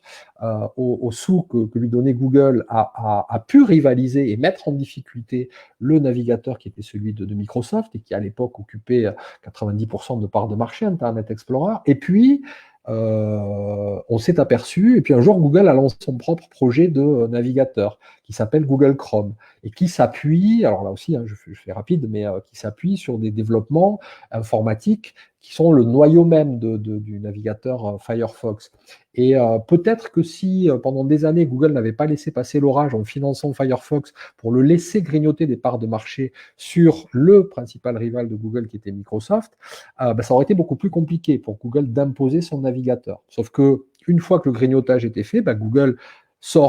déploie son navigateur et effectivement, en quelques mois,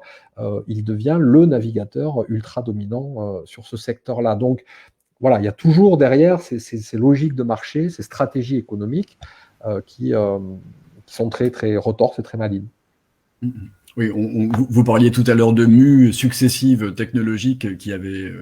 fait passer un écosystème largement émancipateur et fondé sur l'ouverture, des mues qui peu à peu le transforment en un fabricant massif d'aliénation. Là, il y a des mues économiques particulièrement sophistiquées à long terme qui permettent d'expliquer des stratégies qui sont très très largement gagnantes. Alors un autre angle par lequel on pourrait aussi poser la question, je crois que c'est une question qui est arrivée tout à fait au début du chat, qui était au fond ces moteurs et ces plateformes, en fait d'une manière générale, sont des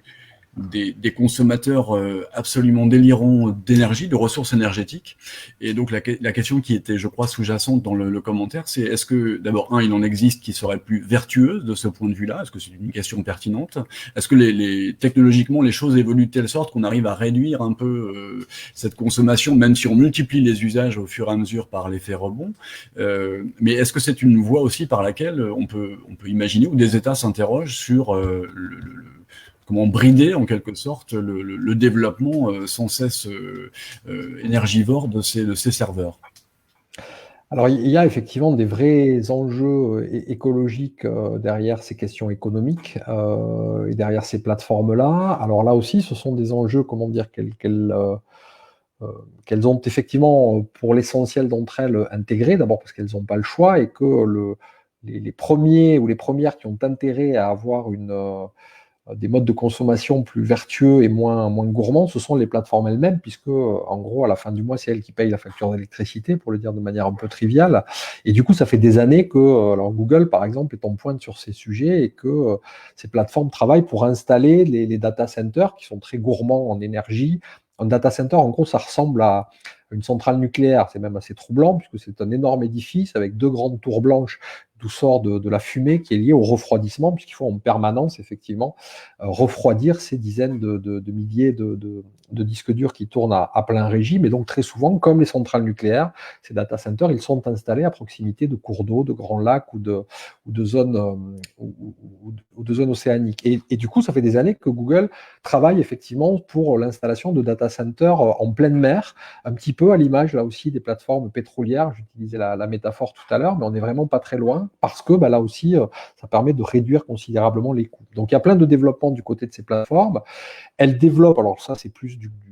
une approche marketing et cosmétique, mais pas uniquement, mais elles développent aussi pour les utilisateurs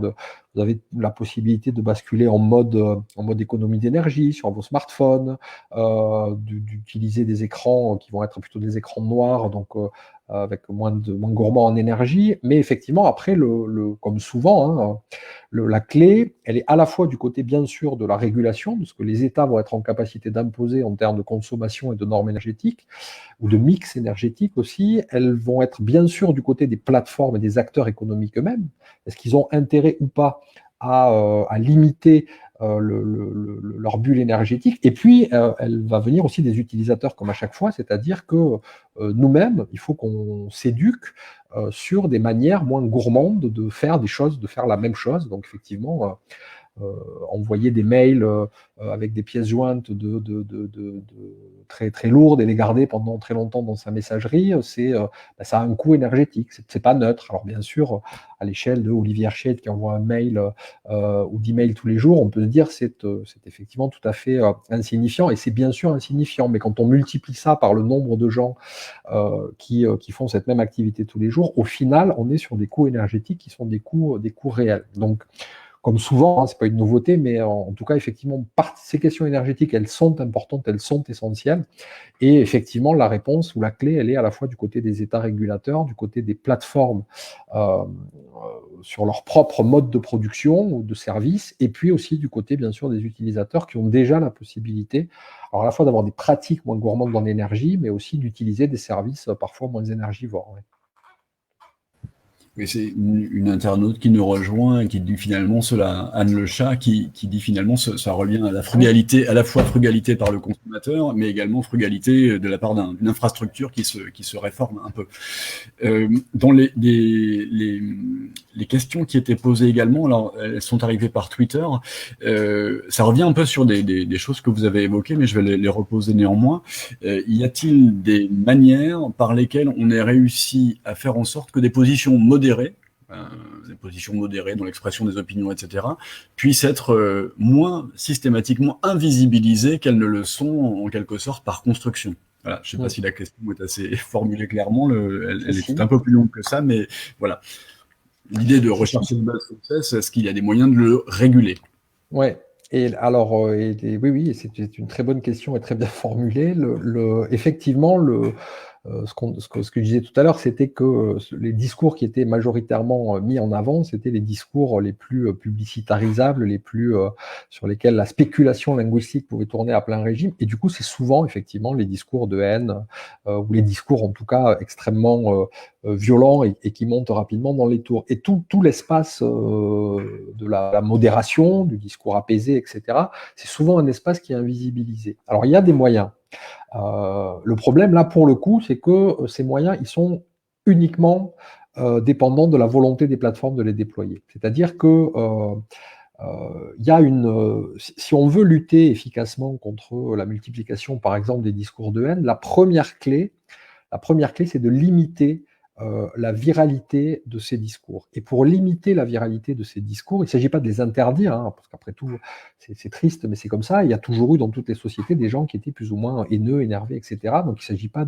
surtout pas même de couper l'accès au réseau de ces gens-là. Par contre, là où les plateformes ont une responsabilité tout à fait éminente, c'est dans la place et dans la visibilité qu'elles vont donner à ces discours. Et je prends juste un exemple, à l'occasion des élections récentes, encore une fois, Twitter a déployé une fonctionnalité qui, quand vous retweetez un article, vous appuyez sur retweet et avant de parvenir à votre fin, donc le republier, le repartager, il déploie une petite interface qui vous dit est-ce que vous ne voulez pas lire l'article avant? Voilà. Et bien juste ça, ça permet de rajouter ce que les plateformes détestent par-dessus tout, ça permet de rajouter ce qu'on appelle de la friction. C'est-à-dire, chez les plateformes, il faut que tout soit fluide. Il faut que vous voyez un contenu, si ça vous fait réagir et que vous avez 4000 amis, il faut que dans l'instant, ces 4000 amis puissent être mis au courant.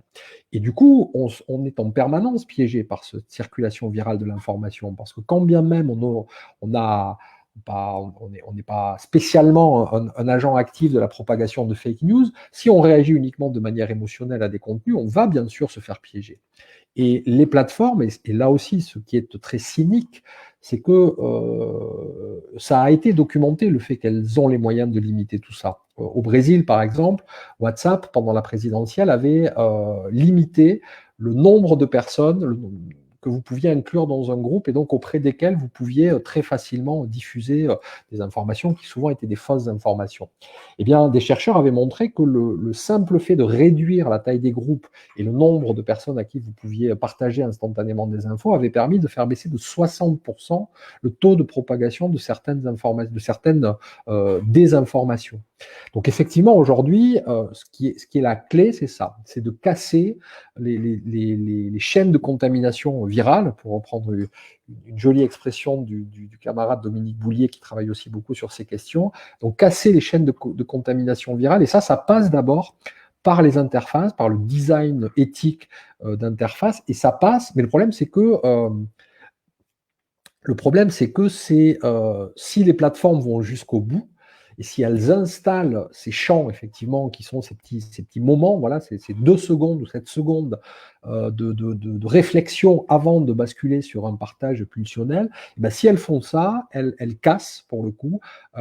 l'essentiel des dynamiques d'interaction actuelles. Et en cassant l'essentiel de ces dynamiques d'interaction actuelles, elles coupent à la source ce qui est la clé de leur modèle économique. C'est pour ça que je disais tout à l'heure qu'encore une fois, une des clés, c'est la capacité ou une des sources de toxicité première, c'est toujours ce modèle économique. Mais les plateformes ont les moyens de limiter aujourd'hui la circulation des discours de haine sans porter atteinte à la liberté d'expression et tout en laissant exister des points de vue qui sont extrêmement violents. Mais elles ne le font pas parce qu'encore une fois, derrière, c'est la pompe à finances, comme disait le père Ubu. Friction et frugalité, c'est les deux F que je voulais retenir avant de passer à la question suivante. Si vous avez encore un peu d'énergie vous-même, parce que l'épreuve se fait longue. Comme on est entre gens raisonnables, nous avons soigneusement évité cette approche du point Goodwin, mais il y en a un qu'on ne va pas éviter, en tout cas je préférais qu'on l'aborde aussi, c'est une question qui est arrivée par Twitter, c'est que comment se mélangent aujourd'hui les intérêts, c'est le point 5G, si vous voyez où je veux en venir, comment se mélangent les intérêts des plateformes, des grandes plateformes aujourd'hui avec le déploiement d'infrastructures sur lesquelles nous, en l'occurrence la France et d'autres pays européens, sommes en train de réfléchir, si ce n'est d'avoir déjà pris des décisions. Alors, indépendamment du point de Goodwin, je ne suis pas sûr d'avoir bien saisi C'était le point 5G. Voilà, sur la 5G, oui. Sur la 5G, j'ai pas grand-chose d'intéressant à raconter, donc je vais faire court. Ce qui est sûr, c'est que, ce qui est sûr, encore une fois, moi, je reprécise et j'insiste fortement sur le fait que je ne suis pas du tout spécialiste sur le plan technique de ces sujets-là, qui sont des sujets compliqués. Ce qu'on sait par contre, c'est qu'effectivement, alors pour revenir aux questions de frugalité qu'on évoquait tout à l'heure, la 5G est en elle-même une technologie qui est paradoxale, c'est-à-dire qu'elle va utiliser certaines gammes de fréquences qui vont permettre d'avancer en termes de frugalité numérique, ou en tout cas qui vont permettre de ne pas déployer une autoroute à 6 voies pour faire un chemin qui nécessiterait une petite départementale. Donc ça, c'est plutôt bien, c'est plutôt vertueux. Ça va dans le sens, en tout cas, d'une économie de cette ressource aussi qui est importante. Et dans le même temps, la 5G est aussi dans sa... C'est toujours pareil, dans le projet politique qui la sous-tend et dans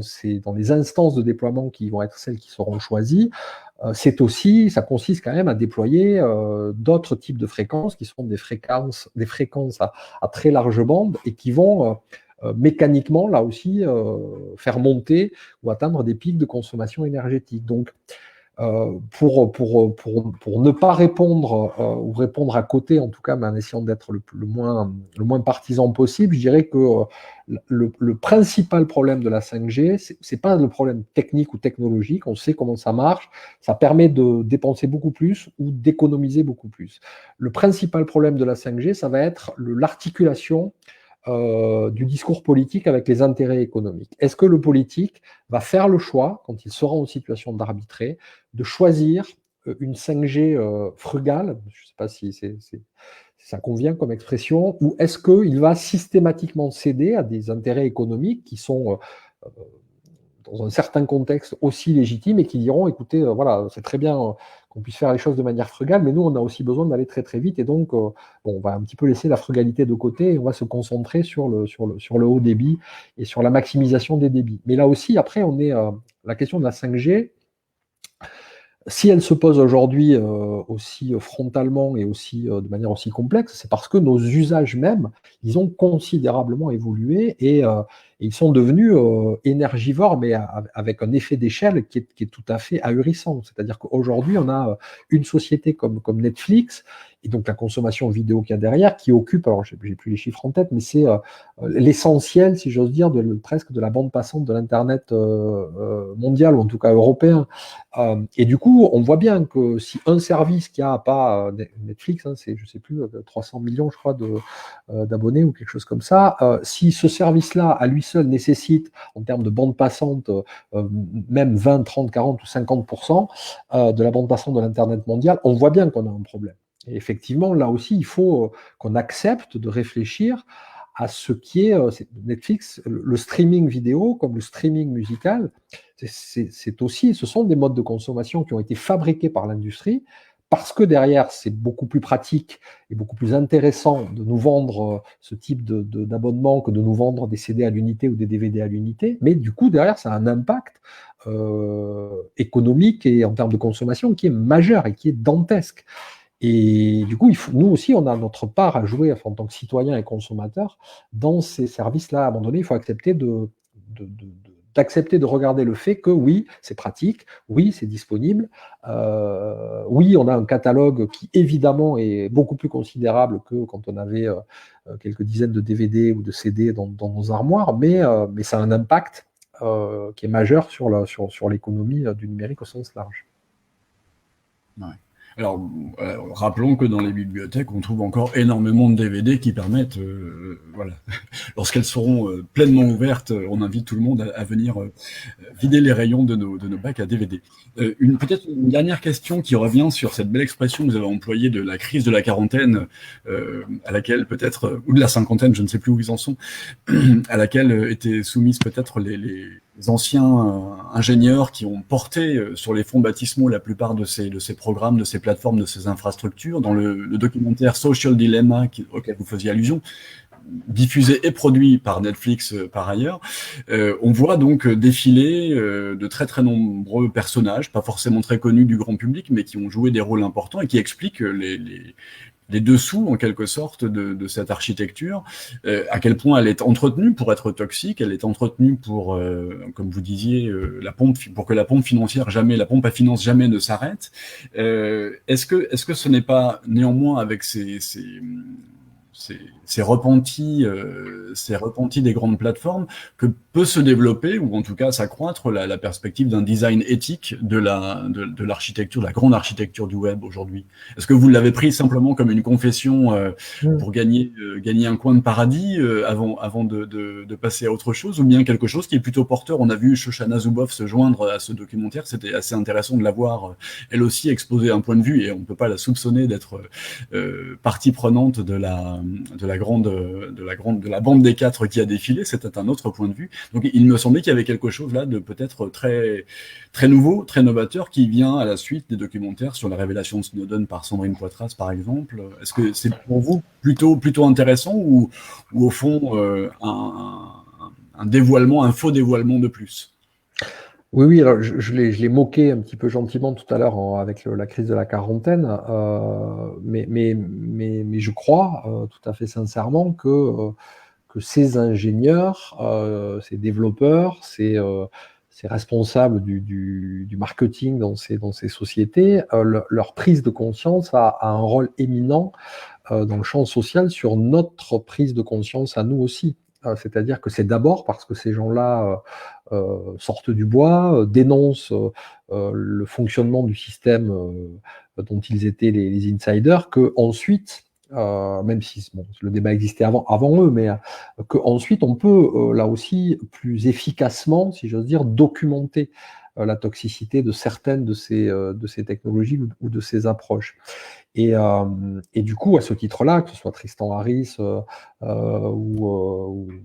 comme de la même manière qu'Edward Snowden dans un autre registre, parce qu'ils permettent encore une fois de rendre public ce qui avant était soustrait au champ de l'investigation citoyenne, publique et démocratique. Ces gens-là, bien sûr, ont un rôle éminent à jouer et il faut leur en rendre, il faut les en remercier. Alors après, ce qu'on peut interroger, effectivement, c'est